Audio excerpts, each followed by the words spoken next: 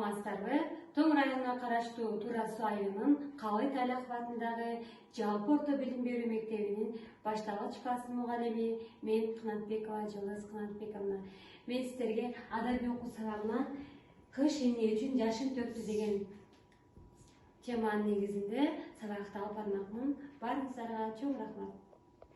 Балдар, бул жерде белекчилер турат, эми биз ушул белекчилерди алабыз, тандайбыз дагы, анан ичин ачып көрөбүз. İçine açsak balata çıksa yerde balata topuna oturasın, kar bir tüpçöz çıksa kar bir tüpçöz oturasın, belek çıksa belek toğuna oturalım. Ve sonra gelin birden alalım var istek.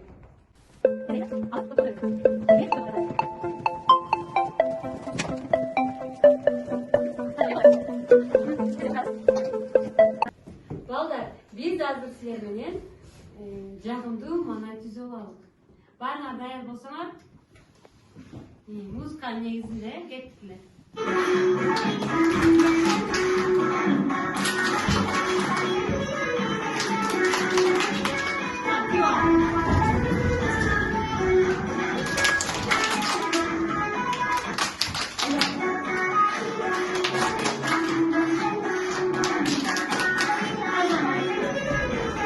Manayız, ötelik olmalı. Жағымдуу мана түзүп алдык, жана топторго бөлүнүп алдык. Эми биз өтүлгөн материалдарды кайталоо дейт. Балдар, мен силерге мындай эркин микрофон бергим келип жатат, балдар. Мынакей, кендер тандап алгыла. Эркин микрофон бул.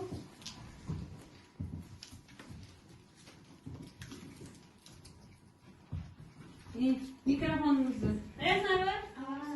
Emin gerçekten. Emne üçün akın gün жылыса buzulma dep жатат. Анткени кар аябай муздак болгондуктан ал эми күн аябай жылуу. Ошондуктан муздак болгондо күн чыкканда жылуу муздакты бат эле эритип коюшу мүмкүн Деп ойлойсуң. Баракелде, азаматсың. Дагы кийинки микрофон бар. Эмне үчүн сүрөттөр күндүз эмес, түндө тартылып атат? Анткени ал деген күндүз тартыш керек. Күндүз тартып, күндү неметиш керек. Түнкү эмне үчүн түнкүсүн тартылып жатат? Аяздар эмне үчүн терезеге түнкүсүн тартылып жатат? Эмнеге күндүз тартылбайт? Тиги кечинде тартып кетет, анан эртең менен неме болуп калат. Кошумчалайбыз соонан мен келем. Анткени терезелеринде муз тоңуп калат. Демек, кечкисин эмне болот экен? Суук келе, ошондуктан жакшы. Шуну аязатаны көрүүгө болбойт. Анткени андын деген жөн эле кишилер анын немесин кийип алат. Кишилер кийим кийип алат деп ойлойсуң, э? Балдар, силер да кошуласыңар, чыныгы аязатаны көрүүгө мүмкүнбү? Жок. Көрүүгө мүмкүн эмес экен, жакшы азаматсың баракелде. Эми сүрөтчү Аяз Ырын айтып бериңиз. Тереземде көргөн сүрөт кайсы жерин караба, байкаштырып көргөн күлөт, эси жок шайтан араба. Андан бери күчүк сүрөт үргөн сымал балага, ат кулактар, төө куйруктар, үч кыйыры жок талаада. Баракелде азаматсың, сен мыктысың аке. Суу каймактап калыптыр деген эмне? Суу каймактап калыптыр дегенде кандай түшүнөсүң? Муздун үстү тоң, асты сулуу болуп, сүт да үстү каймак, асты сүт болгондо ошону суу каймактап калыптыр дейт. Анда суунун үстү муз болуп тоңуп калыптыр. Ошондуктан биз суу каймактап калыптыр деп келебиз. Баракелде, кана байыз кол чабабыз. Лютасынага абдан мыкты жооп бердиңер, жакшы. Балдар, биз өтүлгөн материалдарды кайталап алдык, эми кийинкиси. Баалоонун түрлөрүн түшүндүрөйүн. Балдар, эгерде силер сабакка эң мыкты деңгээлде катышсаңар, силерге мындай шириндиктерди берем. Бул жекече баалоо. Ал эми балдар, силердин алдыңарда эмне турат? Эмне чоңго, эмне турат? Балатылар турат, 3 балаты. Мынакей ошо балатыларды силерге мындай коз, оюнчуктар менен балагым келип жатат. Бул топтук баалоо балдар. Кайсы топтон окуучулар жакшы катышкан сайын силерге ушундай оюнчуктарды илип турам. Даярбызбы? Балдар, биз силер менен баалоонун түрлөрүн түшүндүк, эми биз жаңы теманы өтөбүз. Жаңы теманы силерге айтардан мурда силерге табышмак айтып кетет. Аалам аппак кийинет. Эмне балдар? Кайсы мезгил деп ойлойсуң? Кыш, азаматсың Илхам.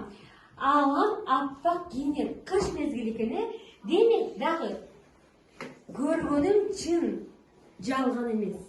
Көктөн түшөт сансыз кирес. Бул эмне балдар? Деп ойлойсуң, азаматсың, силер абдан мыкты окуучулар экенсиңер. Мен силер менен аябай сыймыктанам. Бүгүнкү сабак эң жакшы деңгээлде өтөт деп ишенем. Эми балдар, бул жерде эмне турат? Тамгалар турат, балдар. Үндүсүз тамгалардын негизинде биз азыр теманы курап алабыз. Мисалы, мен бир сөздү таап берейин, түстөрдүн негизинде. Мисалы, караңар. Ш. Кыш деген сөз пайда болду. Эми калганын таап беребиз. Кана бул топтон мага Тимирлан келе кой. Кызыл түстөгү сөздөр таап берчи.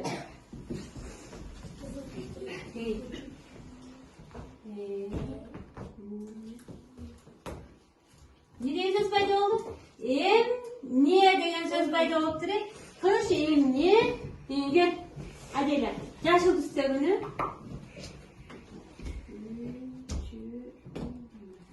Кыш эмне үчүн деген сөз пайда болду. Дагы?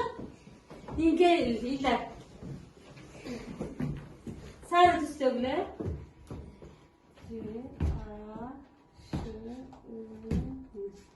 Кыш эмне үчүн жашын. Тиги топтон келе кой, Жасмина келе кой. Көк түстөгүлөрдөн табачы.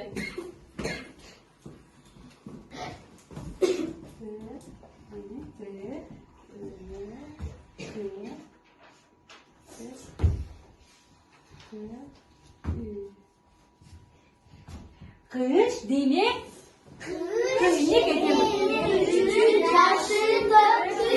демек балдар, бүгүнкү биздин өтө турган темабыз кыш эмне үчүн жашын төктү деген теманы өтөп келебиз балдар.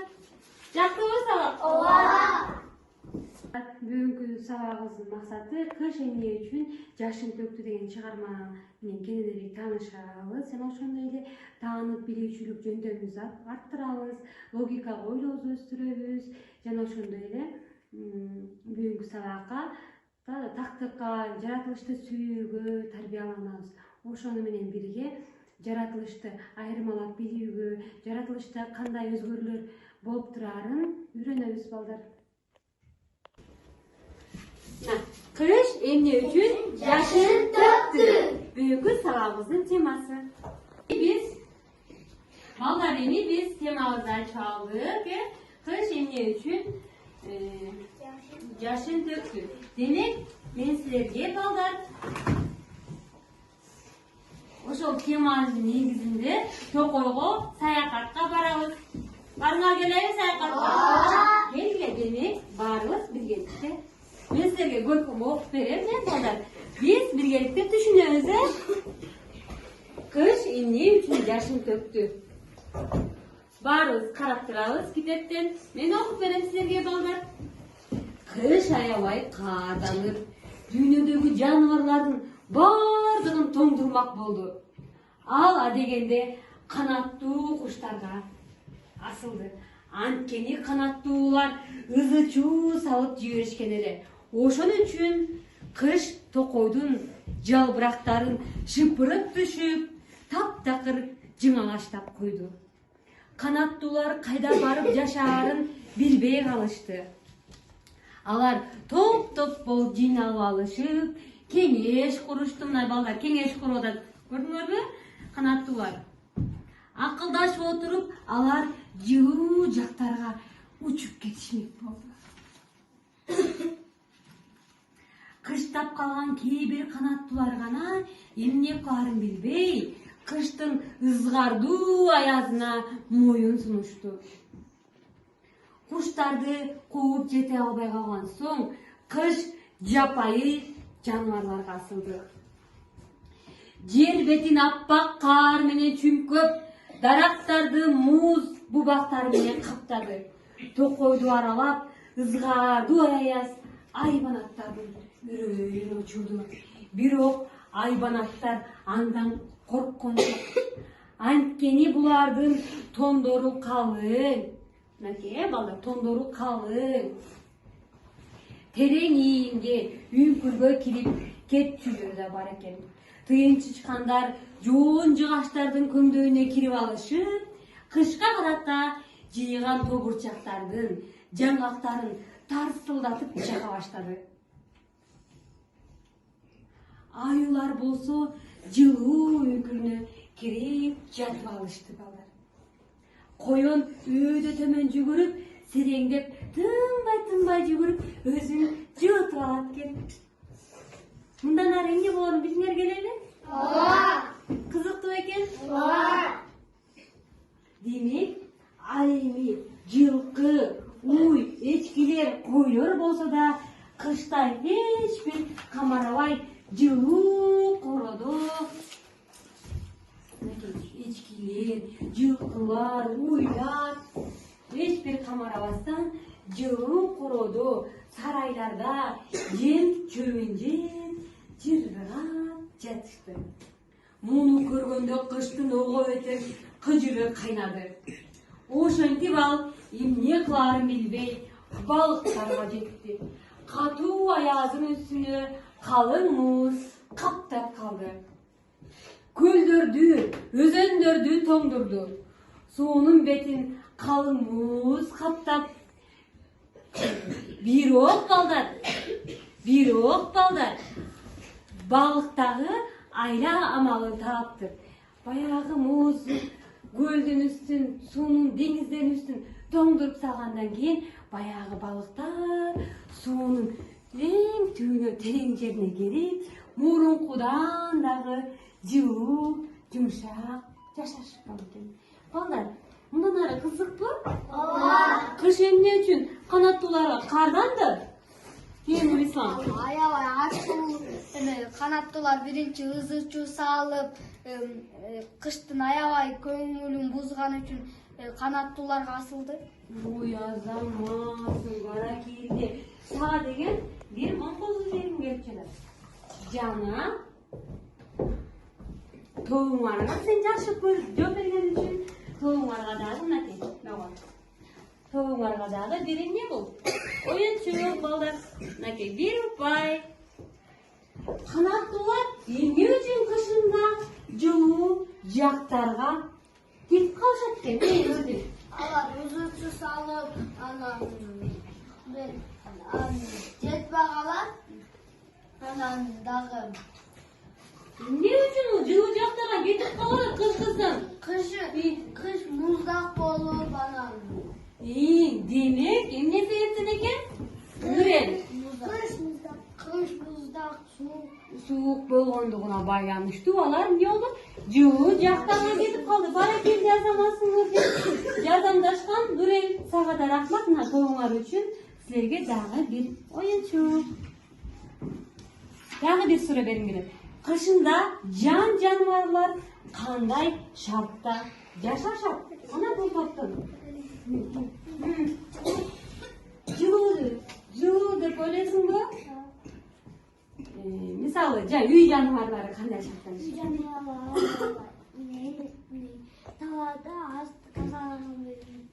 Демек, аларга эмне адам кам көрөт экен. Ошондуктан баягы үй жаныбарлары жыргап, мына даяр чөптү, жемди жеп, курсактарын тойгузуп жашап калышкан экен.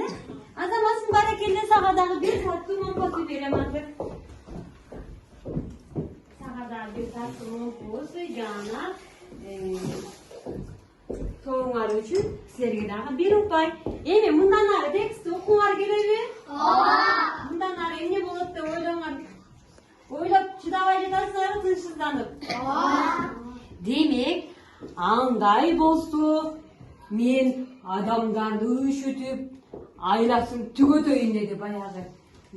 Адамдарды үчтөйүн деп баягы аяз адамдарга келиптир. Жаныбарлар, жандыктардын баарын келиптир. Ошентип аяз күчөгөндөн күчөй берди. Ызгардуу аязды, ызгардуу суукту алып келе берди. Бирок адамдар аны тоготпой, үйүнө меш коюп алышты. Адамдар кандай экен балдар? Акылдуу экен. Алар кышта жылуу тон кийип алышып, токойдон отун алганы барышканда, суукка да моюн сунушкан жок. Бакты балталап кесип жатып да чекесиндеги терин сүртүп коюп, тердеп коюп. Эмне себептен тердеп? Анткени алар жылуу кийимдерин кийип жүрүшкөн. Жакшы, баракелде. Анткени алар жылуу кийимдерди кийип жатышып, кыймылдаган сайын, тердеген сайын чекесинен тер чыгат экен, кыймылдаган сайын. Демек, жылуу кийимин ичинде кара терге түшүп ысылайт. Чана сүйрөгөн аттардан да жоонунан буу чыгат экен. Демек, чана сүйрөп бараткан аттардын дагы жоонунан буу чыгат экен. Эмне себептен Темирлан? Анткени алар ысыйт. Ысыйт экен. Айбике Талканбаева. Ал деген анткени көп чыгышкан үчүн терisi кан болот деп ойлойт. Баракелде, жакшы. Эми жаш балдарда, силерге окшогон жаш балдардагы кыштын ачуусун келтирет экен. Кантип келтирет деп ойлойсуңар? Кана жооп берелик балдар. Илдар буга элекпизби? Алар деген кыштын каарына ойноп, каарларынан аяз каар киши жасаганан муз тебишет деп ойлойсуң. Жакшы, баракелде. Эми кеттик. Ал бир баланын мурдун, экинчи баланын кулагын тоңдурайын дескен аяз. Чымчып кулагынан чымчып, баягы аяз мурдунан кулагынан чымчыткен. Мурду да кулагы дагы кубара түшөт экен. Бирок балдар анын дагы айласын табышат экен. Алар үшүгөн кулакты, мурундарын баягы каар менен сүртүп, аны кызартып алышат экен. Анан ошентип үшүккө алдырбай мурун менен кулактарын сактап алышат экен. Колунан эч нерсе келбей калган көрүү могу. Көрдүңбү? Ызгардуу кыш аяз колунан эч нерсе келбей калган көрүү, ыйлансырап, анын жашы баягы аяздын, мынакей могу карлардын жашы тамчылагандан тамчылай берди. Бул ыйлап жатат. Баарына ал жетпей калды. Жан-жандыкка, жан-жаныбарларга да жеткен жок. Адамдарга керек болсо канаттууларга дагы келбей, анан жашы агыза түштү деп. Эмне себептен ыйлап атат балдар? Мына ким жооп берелик? Жооп берелик балдар. Жасмина, Анткени кышында аларга алы жетпей калган үчүн. Жакшы. Демек, мынакей кыш көз жашын төктү. Эмне үчүн көз жашын төктүр билдикпи? Эмне экен Айбике? Сен жаз келди деп ойлойсуң. Жакшы, баракелде, азаматсың, сага мен бул посуйдан бетим келип жатат эмнеге? Жакшы, эми балдар, силердин үнүңөрдү уккум келип жатат. Биз азыр биргеликте эмне окуйлук? Чынжырча тилинде окуйлукпу? Ооба. Баарыбыз ачабыз китепти. Кел азыр. Кыш аябай каарданып, дүйнөдөгү жан-жаныбарлардын бардыгын тоңдурмак болду. Ала дегенде канаттуу куштарга асылды. Анткени канаттуулар ызы чуу салышып, кыштын тынчын алып жиберишкен эле. Ошон үчүн кыш токойдун жалбырактарын шыпырып түшүп, таптакыр жылаңачтап койду. Шакен ажеле улантар. Канаттуулар кайда барып жашарын билбей калышты. Алар топ-топ болуп жыйналып алып кеңеш курушту. Акылдашып отуруп алар жылуу жактарга учуп кетишмек болушту. Кыштап калган кээ бир канаттуулар гана эмне кылышарын билишпей, кыштын ызгардуу аязына моюн сунушту. Куштардын кууп жете албай калган соң кыш жапайы айбанаттарга асылды. Жер бетинин аппак кар менен чүңкөп дарактарды муз бутактары менен каптап токойдун аралап ызгардуу аяз аябагандарын үймөк учурду. Үрөйүн учуру бирок айбанаттардан андан корккон жок, анткени булардын тондору да калдын терең кийимге үңкүргө кирип кетүүчүлөр да бар. Тыйын чычкандар, жоон жыгачтардын көндөйүн Az karaba. кийип алышып, кышка карата жыйган тобурчактардын жаңгак үңкүргө кирип жатып алышты. Коен өйдө төмөн жүгүрүп, сереңдеп, жаныңы тынбай жүрүп жылын турган болду. Ал эми жылкы, уйку, эчкилер болсо кышта эч бир камырабайт. Алар Акылбекова. жолукородо, сарайларда жем чөбү күйшөйт беришет. Курсактары топ алды да курга. Муну көргөн кыш ого бетер кыжыры кайнады.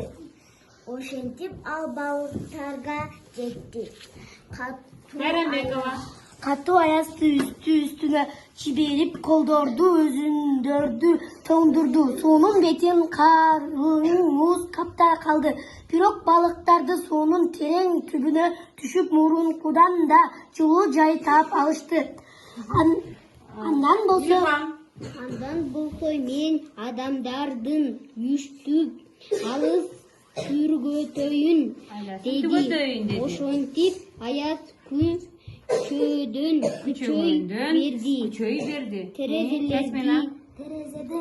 Терезеди сайма-саймалап эшиктерди тоңдурду. Бирок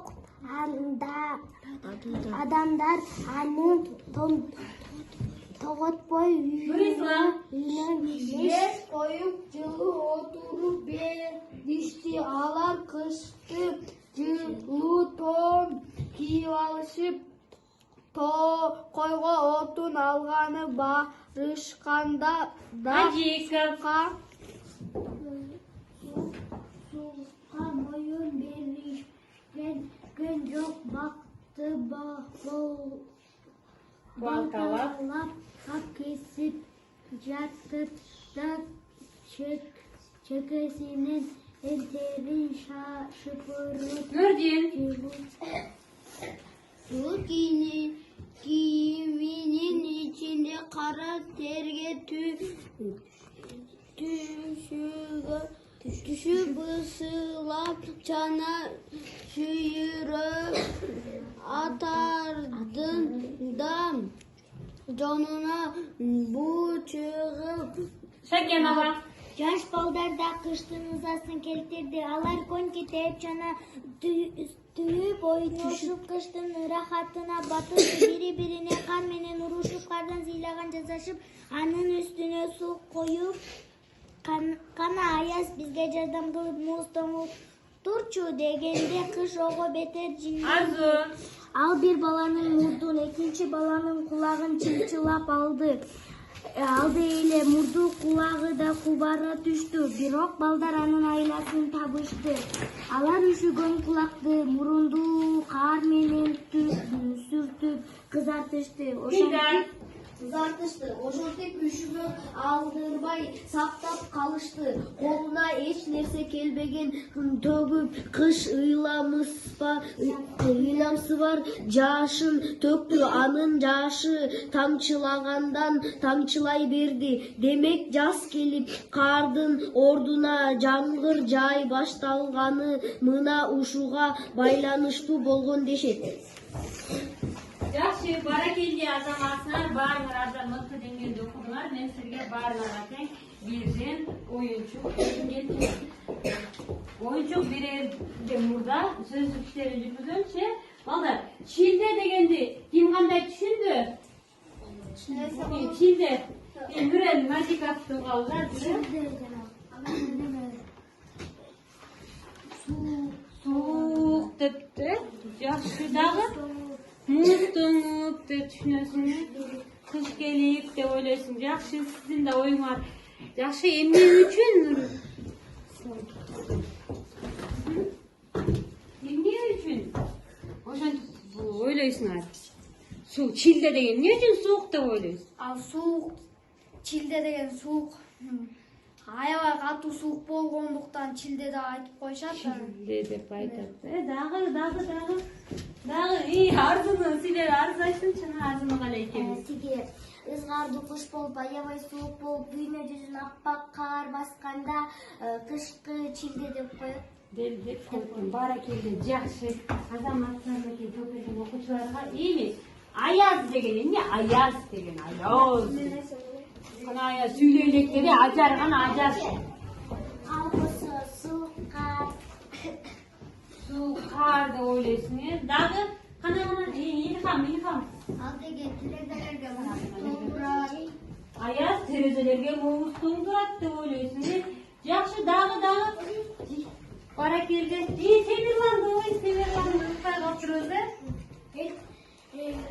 Gündüz sürekli tartmayıp, geçkisi sürekli tartar. деп ойлойсуң, аяз. Жакшы. Айбике. Çünkü bazen rolunu götürüp koş için öyle ayaz devlet koşkan yani ataları, apaları. Аяз ата деп айткан жокмун да кызым. Аяз деп атам.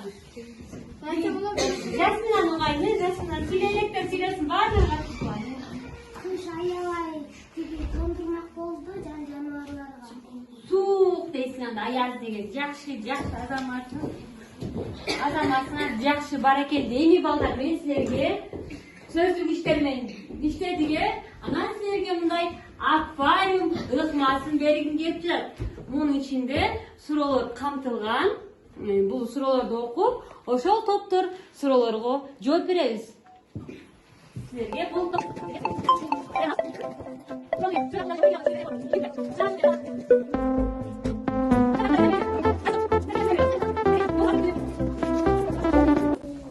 демек, адамдарды тыштанабыз балдар.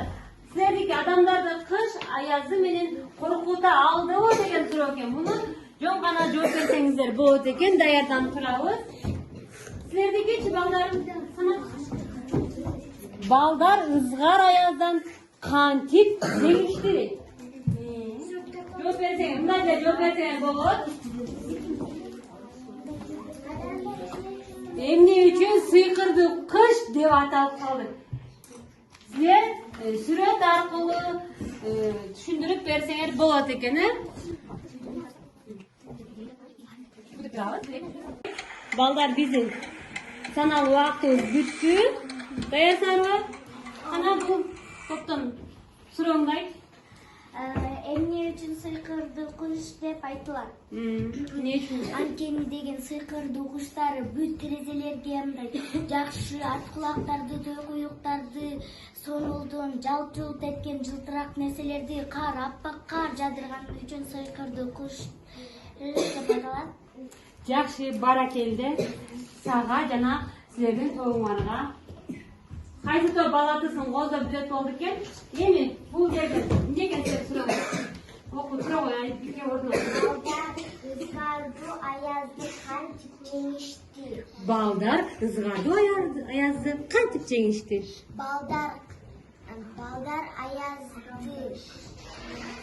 Балдар аязды жигин келтирип тоготпой коюшту. Алар чаналар менен ойноп. Жакшы, баракелде азаматсың. Силердин тобуңарга дагы бир оюнчук. Силердикичи?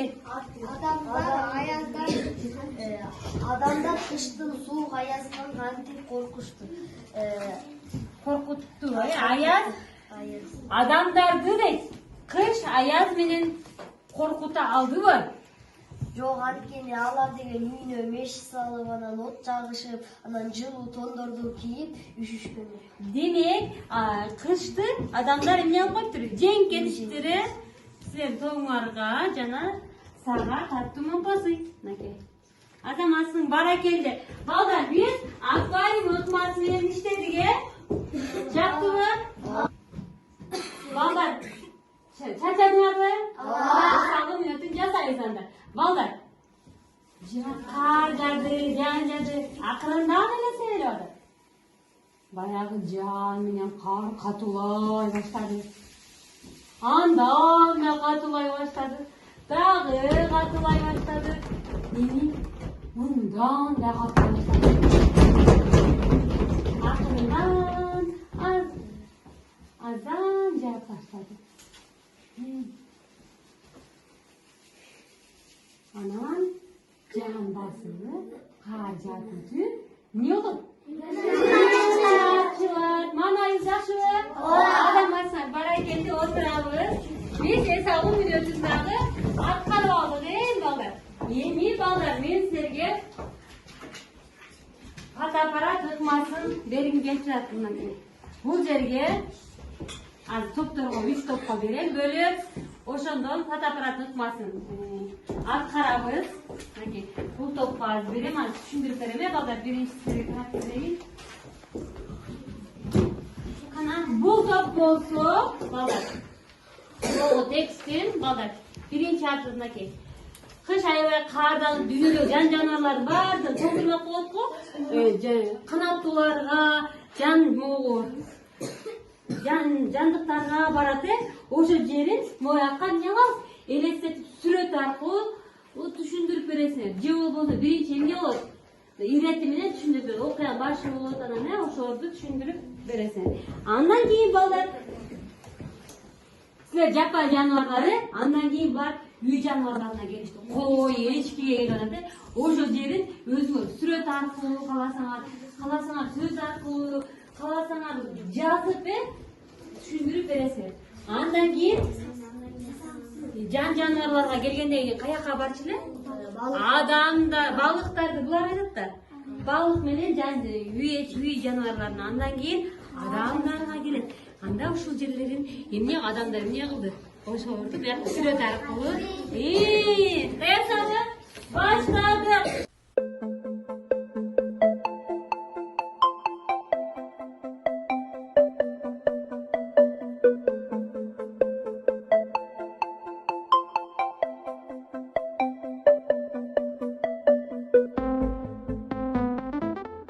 Балдар, убакыт бүттү.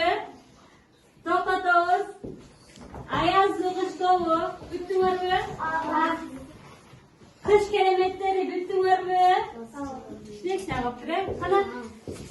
Кыш сыйкырлары бүттүңөр, Кыш сыйкырларынын тапшырмасы. Кана силердики?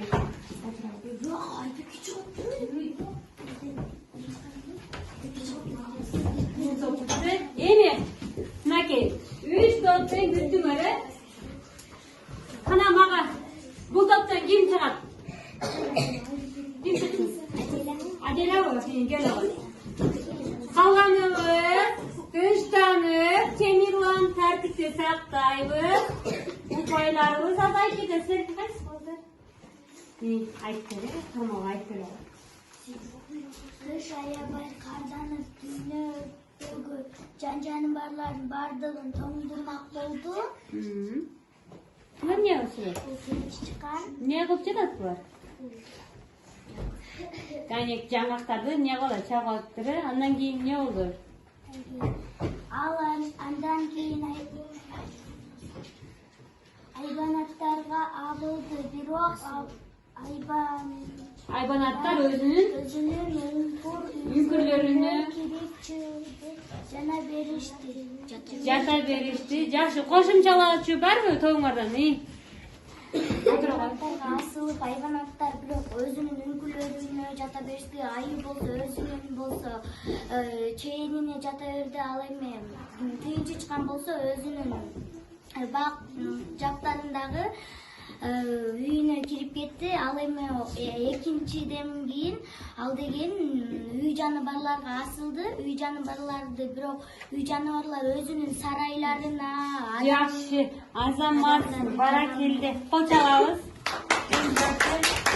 Бул кимдики? Кайсы таптыкы? Ким чыгат? Сен чыккың келди ау. Кимге чыктың? Шайлабы бул. Ажасысыңбы? Мейли.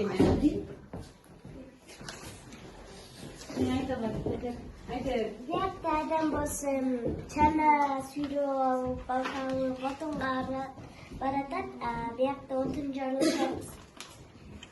Бияк чанага отундарды салып күйгө баратат. Биякта Жакшымдар ага? Жакшыда катыра. биякта болсо ат чананы сүйрөп баратат. Демек, адамдар тоготпой, эмне кылган чаккан экенсиң? Мен от жагып атканы, не отун кыйып аткан. Жакшы, баракелде азаматсың. Сизге дагы. Отургай, мен тоңар үчүн. Мен жана саны жакшы келсиң, жакшы баракелде. Андан кийин ким? Кел, буяк ким? Булар кимдикилер? Ким чыгат? Айбике, ким чыгат? Айбике. Ортаңда жок көрөр, көбөстүрөр. Биякта эчкилер чөп жатат, кар жатат. Бул сарай. Аял үй жаныбарларына келип, аларды үшүтмөк болду. Алар жолу сарайда жата берет. Бул койдун баласы Булат. Булар ойлады экен, музосу менен экен. Жакшы, баракелде кол чабабыз. Азаматым сизге бир момбосу жана тоңарга бир оюнчук. Отургула.